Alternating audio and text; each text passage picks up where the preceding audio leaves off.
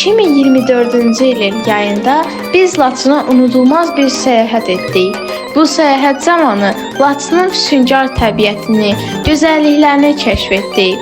İlk olaraq Laçının ən hündür zirvəsinə qalxdıq. Bu, Prezidentimiz İlham Əliyevin Laçının azadlığını elan etdiyi yerdir. O məkandan Laçının hər bir küncünü görmək mümkündür.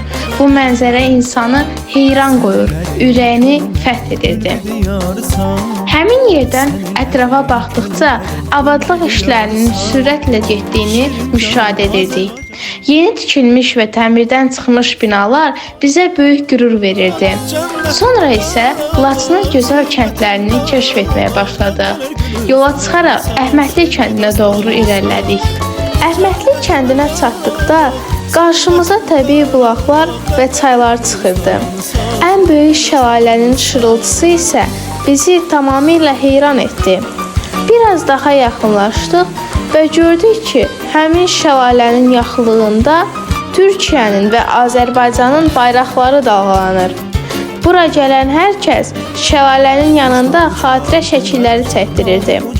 Biz də bu gözəl anı unudulmaz etmək üçün şəkil çəkdirib yolumuza davam etdik. Əhmədli kəndinin şəhidlərinin abidəsinə yaxınlaşanda dayanmağa qərar verdik.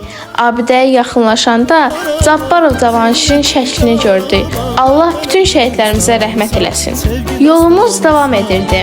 Məqsədimiz isə Cahid Əmicinin evlərini tapmaq idi. Təsadüfən yolda bir kənd sakini ilə rastlaşdıq. O, Şirin babanın və Sartel nənənin evini tanıdığını söylədi və bizi həmin ocağa apardı. Biz də onların evlərini ziyarət etdik. Ən maraqlısı isə o oldu ki, həyətdə 30 ildən bəri əkilmiş ağaclar hələ də qurumamışdı. Biz ətrafı seyr etdik. Hər tərəf yaşıllıqla örtülmüşdü. Dağlar da yaşıl örtüyə bürünmüşdü. Sonra dağın ətəyinə düşdük və orada çay axırdı. Çayın kənarından bulaqlar çıxırdı və hər bir bulaq sanki bir mineral su kimi təmiz və təzə idi. Yolumuza davam etdik və Türk su bulağına gedirdik. Yol uzaq olsa da təbiət bizi yorulmağa qoymurdu. Böyürtçən kollarına rast gəldikcə düşüb onlardan yığırdıq. Nəhayət Türk su bulağına çatdıq və oranın suyundan içdik. Suyu biraz qabda qalanda qızarırdı. Suyun çox maraqlı və fərqli bir dadı vardı. Qaydanda isə yolda əskərlərə, postlara rast gəlirdik.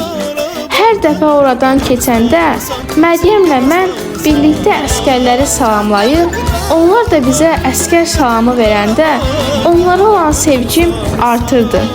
Axşam düşdü və biz Laçının gecə görüntüsünü müşahidə etməyə çıxdıq.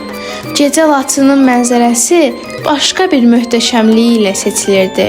Hər tərəf işıqlar altında daha da parlayırdı. Laçın səyahətimiz də beləcə başa çatdı.